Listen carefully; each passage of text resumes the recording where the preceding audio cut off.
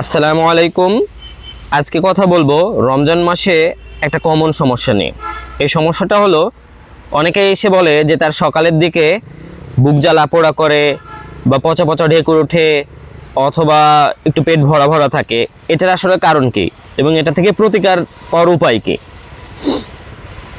এটা একটা অন্যতম কারণ হলো, আমরা বেশিরভাগ মানুষই সেহরি করার পরে খুব তাড়াতাড়ি নামাজ পড়ে আমরা তাড়াতাড়ি ঘুমায় যাই।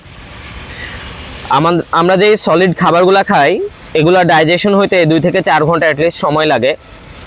আর তাই আমাদের খাবার খাওয়ার পরে যদি আমরা ঘুমাইতে চাই তাহলে অ্যাটলিস্ট 2 থেকে 3 ঘন্টা আমাদের জেগে থাকা উচিত। তারপরে যদি আমরা ঘুমাই সেই ক্ষেত্রে দেখা যাচ্ছে যে পেট ভরা ভরা লাগবে না বা আমাদের পচা পচা ঢেকুর ওঠা বা বুক জ্বালা পড়া এগুলো সমস্যা হবে না, কারণ তখন অলরেডি সেই সময়ের মধ্যে খাবারটা অনেকাংশেই ডাইজেশন হয়ে যায়।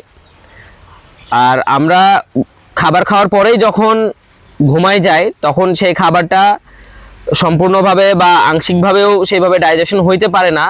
আর ঘুমের মধ্যে আমাদের ডাইজেশন প্রক্রিয়া কিছুটা স্লো থাকে, যার কারণে খাবার খাওয়ার পরেই যদি আমরা ঘুমাই যাই তখন ঘুম থেকে উঠে দেখবো যে এই সমস্যাগুলো দেখা দিচ্ছে।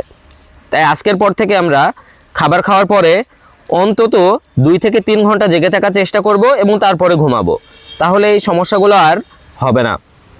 আজকে এ পর্যন্তই, পরবর্তীতে আবার দেখা হবে নতুন কোনো ভিডিওতে। আসসালামু আলাইকুম।